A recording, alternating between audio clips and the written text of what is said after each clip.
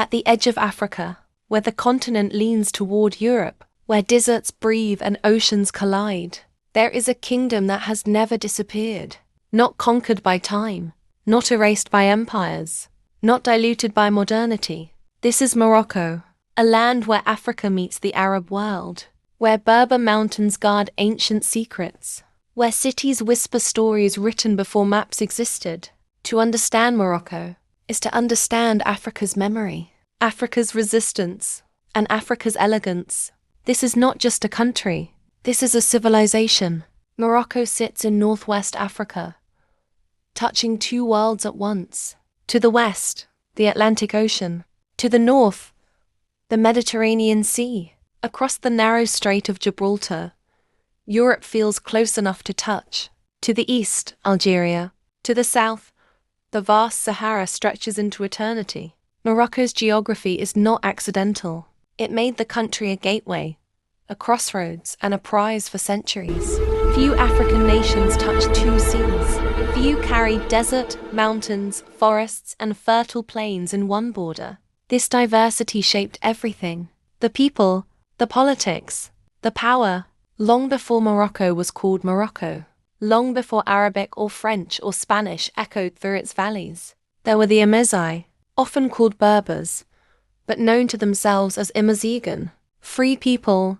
They were here thousands of years ago, hunting, farming, trading, reading the stars, carving stories into stone. They built societies rooted in land, honor, and community. Their language survived invasions. Their identity survived empires. Even today, Amazigh culture is not a relic. It is alive, in language, in dress, in music, in resistance.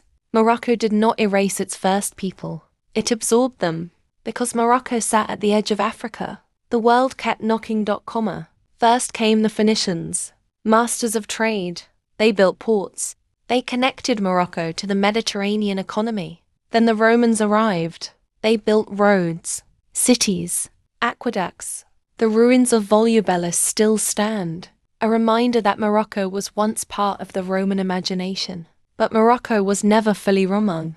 The mountains resisted, the tribes adapted. When Rome fell, Morocco remained. In the 7th century, Islam entered North Africa. But Morocco did not simply receive Islam. It reshaped it. Arab and Amazigh cultures blended. Faith merged with tradition. Morocco became a center of Islamic learning, not a fringe. Cities like Fez rose, home to Al-Qarawiyyin University, the oldest continuously operating university in the world. While Europe struggled through the Dark Ages, Morocco was writing, teaching, and governing. Morocco's strength came from dynasties, not colonizers. The Idrisids unified faith and state. The Almoravids expanded power across North Africa and into Spain. The Almohads ruled an empire stretching across continents. Marrakesh became an imperial capital. Mosques rose with mathematical perfection. Trade flourished across the Sahara. Gold, salt, knowledge. Morocco sat at the center. Unlike many African regions ruled directly by outsiders, Morocco ruled itself. Across the sea, in southern Europe, Islamic Spain Al-Andalus-thrive. Morocco and Andalusia were connected. Ideas crossed water. Scholars crossed borders. Music blended. When Christian kingdoms reclaimed Spain, Muslims and Jews fled south. Into Morocco, they brought science, architecture, poetry. Morocco became a refuge, not a fortress. The 19th and 20th centuries brought European hunger. France, Spain, Morocco was divided into protectorates, but it was never fully colonized like others. The monarchy survived. The identity survived. Resistance movements rose. National pride deepened. In 1956, Morocco reclaimed independence. The throne remained Moroccan. The flag remained Moroccan. The soul remained Moroccan. Morocco is one of the oldest continuous monarchies in the world. The king is not only a political leader, but a religious figure, a symbol of unity. This continuity brought stability, even when neighbors collapsed. Modern Morocco balances tradition and reform, royal authority and modernization. Morocco is one of the oldest continuous monarchies in the world. The king is not only a political leader, but a religious figure, a symbol of unity. This continuity brought stability, even when neighbors collapsed. Modern Morocco balances tradition and reform, royal authority and modernization. The Sahara is not nothingness. It is memory, nomads, caravans, trade routes older than borders. Southern Morocco connects to sub-Saharan Africa, proving Morocco is not just North African. It is deeply African. Morocco invests across Africa. Banks, infrastructure, agriculture. It returned to the African Union not as a guest, but as a strategic player. It speaks Arabic, French, Amazigh, English, but it negotiates African futures. Couscous, tagine, mint tea poured with ceremony. Music blends Arab melodies, African rhythms, Andalusian elegance. Moroccan culture is not loud, it is deep. Morocco is not just African, not just Arab, not just Mediterranean. It is all of them at once. A bridge that never collapsed, a kingdom that adapted without disappearing. A reminder that Africa has always been connected to the world. To know Morocco is to understand that Africa was never isolated, only misunderstood. Morocco did not enter the modern era by breaking with its past. It entered by negotiating with it. Today, Morocco is a constitutional monarchy. The king remains the head of state, commander of the faithful, and a central pillar of national unity. Yet beneath the crown, there is parliament, elections, political parties, and public debate. Power in Morocco is not loud. It is layered. Reforms did not arrive overnight. They arrived cautiously, often after pressure, sometimes after protest. The 2011 constitutional reforms, sparked by the Arab Spring, reshaped governance. More powers were given to the prime minister. Civil liberties were expanded. Amazigh language was officially recognized. Morocco chose reform over rupture. While some nations burned, Morocco adjusted. King Mohammed VI represents more than leadership. He represents continuity. In a region where regimes fall fast, Morocco's monarchy adapted.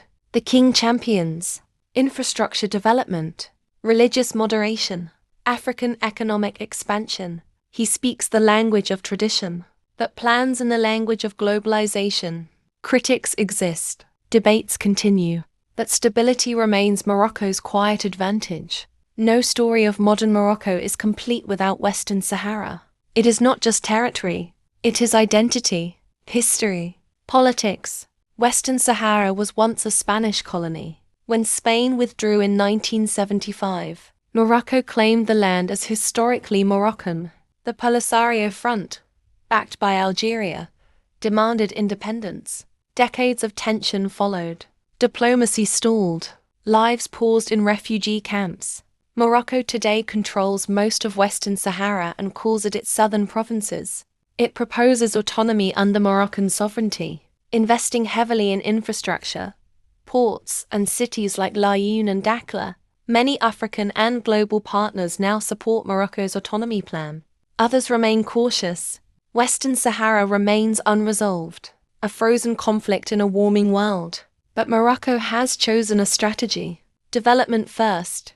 Diplomacy always. Morocco does not shout its growth, it builds it. The economy rests on 4 strong pillars. 1. Agriculture. Olives, citrus, argan oil. Millions depend on the land. 2. Industry. Morocco is now a major automotive hub in Africa. Cars assembled here are exported to Europe and beyond. Aerospace manufacturing? Also Morocco. 3. Energy. The Noor Solar Complex is one of the largest in the world. Sunlight turned into strategy. Morocco is betting on renewables to power the future. 4. Trade and logistics. The Tangier Med Port is among Africa's busiest. Goods flow between continents. Morocco is not rich by chance. It is positioned by design. For years, Morocco looked north. Now it looks south again. Banks, telecoms, construction firms. Moroccan companies operate across West and Central Africa. Morocco rejoined the African Union in 2017. Not quietly. but confidently. It did not come as a petitioner. It came as a partner. The message was clear. Morocco is African, and it intends to help shape Africa's future.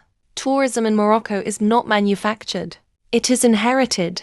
Visitors come for the blue streets of Chefchaouen, the chaos of Jemaa El Ferneh, the silence of the Sahara, the surf of Essaouira, the luxury of ancient riads. Morocco sells experience, not just scenery. Every meal is a ritual.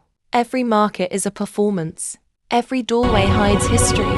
Tourism fuels jobs, culture, and global curiosity. Morocco practices Islam with moderation.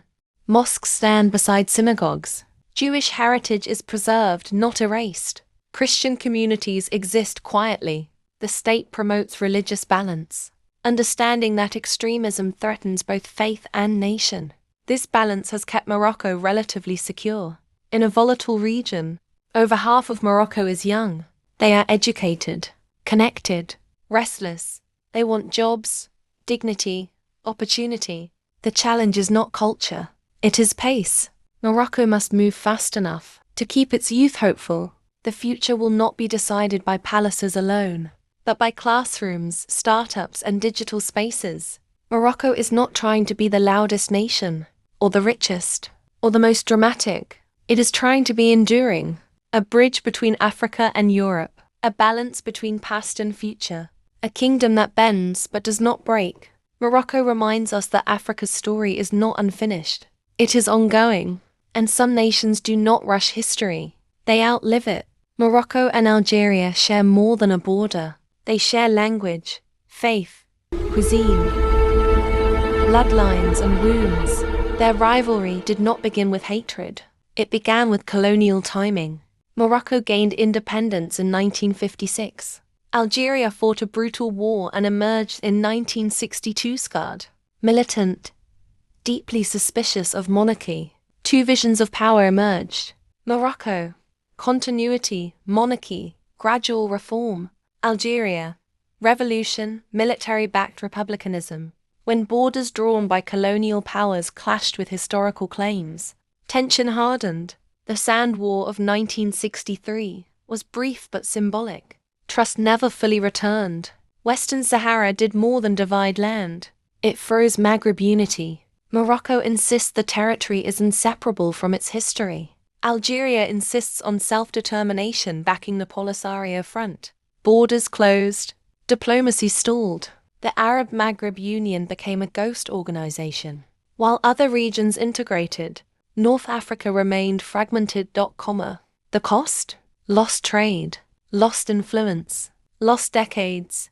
Morocco does not confront the world. It courts it. The kingdom built alliances quietly. Strong ties with France and Spain. Deep security cooperation with the United States. Growing economic ties with China. Strategic normalization with Israel. Each move sparked debate. Each move served a calculation. Recognition of Moroccan sovereignty over Western Sahara by key global powers shifted diplomatic momentum. Morocco played a long game, and patience paid dividends. Morocco is no longer just a country people leave. It is a country people pass through and increasingly stay in. African migrants from the south arrive seeking Europe. Some cross, many remain. Morocco balances humanitarian responsibility with European pressure. It polices borders not only for itself, but for an entire continent. This role brings funding, diplomacy, and scrutiny. Migration turned Morocco into a geopolitical gatekeeper. Morocco's identity is not static. It is contested daily. Traditional values meet global trends. TikTok meets tradition. Faith meets freedom. Debates rage quietly. Language: Arabic, Amazigh, French, English. Women's rights and family law. Expression: censorship. Morocco does not swing wildly. It inches forward. Slow change frustrates some. Rapid change frightens others. This tension defines modern Morocco. Moroccan women are not silent. They are strategic. Legal reforms expanded women's rights in marriage and divorce. Education levels rose. Entrepreneurship expanded. Yet tradition remains strong. Change remains uneven. Morocco's progress is not finished, but it is undeniable. Morocco understands image. Cinema thrives in Ouarzazate, Hollywood of Africa. Global films use Moroccan landscapes to tell universal stories. Music, fashion, food. Morocco exports culture without losing control of it. Soft power is Morocco's hidden weapon. While neighbors face coups and insurgencies, Morocco remains stable. Security services focus on prevention, intelligence, cooperation. Stability is not accidental. It is curated. Morocco learned early. Chaos spreads faster than ideology. Morocco's next challenge is scale. Jobs must grow faster than population. Innovation must outrun bureaucracy. Digital economy, green energy exports, African integration. The future is possible, but not guaranteed. Empires came. Colonizers tried. Globalization knocked. Morocco remained, not frozen in time, not lost in nostalgia, but adaptive. Morocco teaches Africa and the world that survival is not resistance alone. It is reinvention without surrender. If this story changed how you see Morocco, if it expanded how you understand Africa, then don't let it end here. Like this video to help this story travel further. Subscribe so Africa's stories are told with depth, not headlines. And share this documentary with someone who still thinks Africa has only one story. Because understanding begins with listening.